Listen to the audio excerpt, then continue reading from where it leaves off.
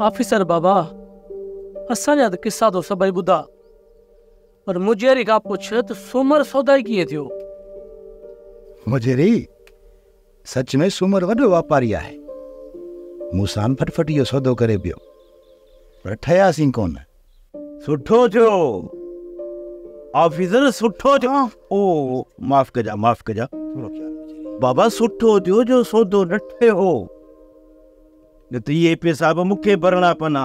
Officer हिन में मज़ाक जी ॻाल्हि न सम्झो।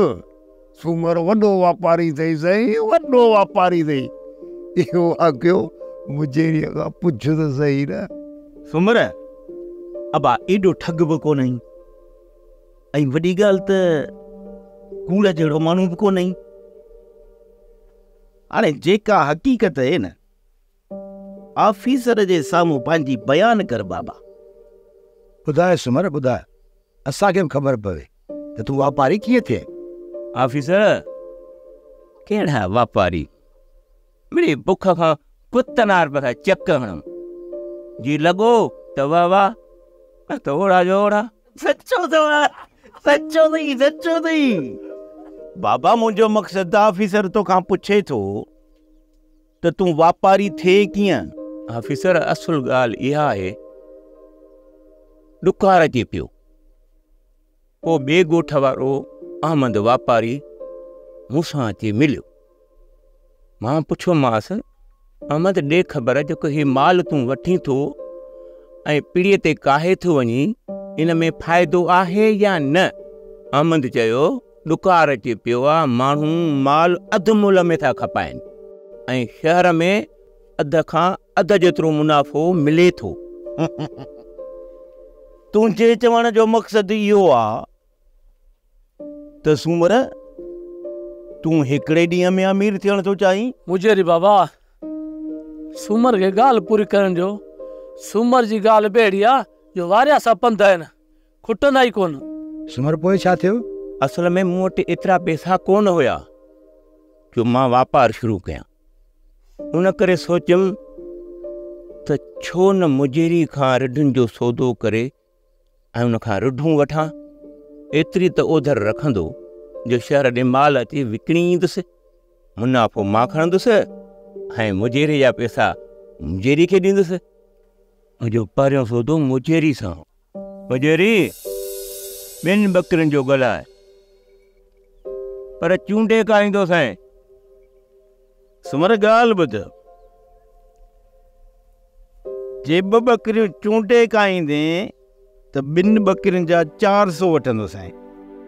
बाक़ी जेकॾहिं मुंहिंजी मर्ज़ी सां खाईंदे त पोइ खणी तूं 300 रुपया ॾिजां। वॾो टको ॿधो अथई मुजेरी, वॾो टको। बाबा इहा त तुंहिंजी मर्ज़ी आहे न। हूअं भला जा मुंहिंजो माल बुख ते ॿधल आहे।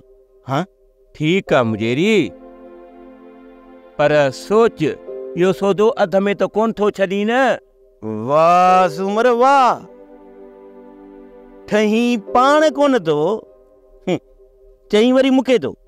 मुजेरी हाणे बाबा तूं हीअं कर, मूंखे भाड़े जा पैसा करे ॾे।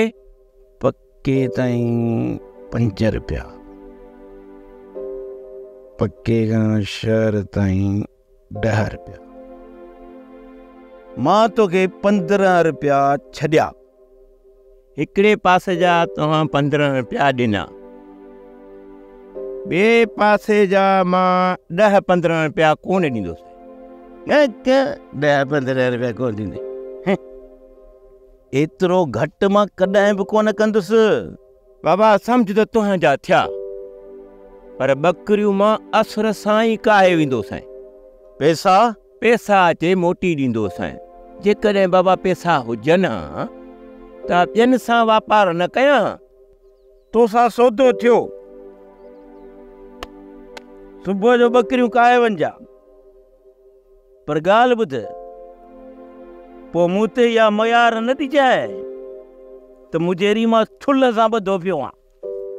ऐं इहो ॿी ॻाल्हि, ये तॾो खणी उतां किथे खयूं अचिजांइ। सोप सीरियल मोहब्बतुनि जो माग तमाम एपिसोड्स ॾिसो हाणे HD क्वालिटीअ में। विज़िट करियो असांजो YouTube channel Sindh TV HD drama. Subscribe कयो असांजो official YouTube channel Sindh TV HD drama ऐं वधीक अपडेट लाइ बेल आइकन खे क्लिक करियो।